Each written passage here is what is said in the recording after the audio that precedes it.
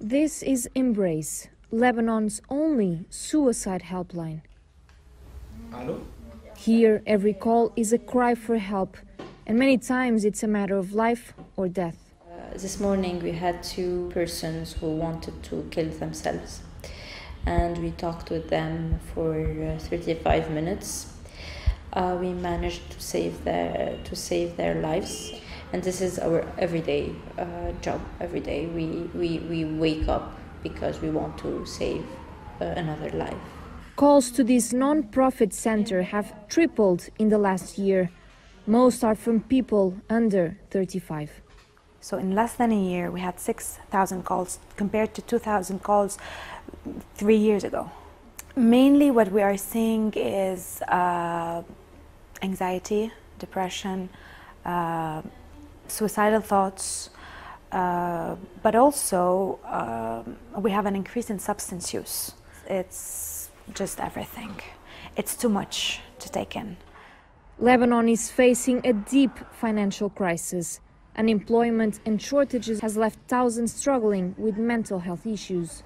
For many, last year's Beirut port blast was the final straw. Noor, a psychologist for Doctors Without Borders, felt the impact not only on her patients, but also herself.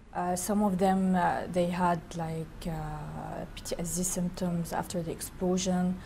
Some of them, they remember the war in 2006. I was also stuck during 2006. I was stuck in South Beirut. So it triggered everything. So I started to have nightmares from 2006. As the crisis deepens, health workers are leaving the country.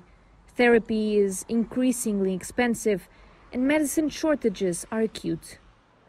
It is estimated that 20% of the population is struggling with mental health issues.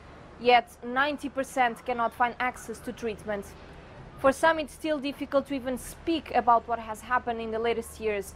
And in some more extreme cases, some families have found that their only option to break the cycle of collective trauma has been to leave Lebanon.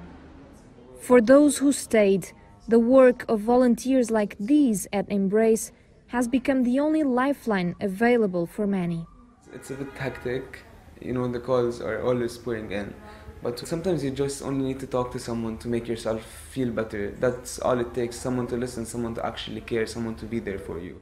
It's a difficult job, he tells us, but for him, a worthy one if it means helping fellow Lebanese finding hope again in a country where the future remains uncertain. Mia Alberti, CGTN, in Beirut.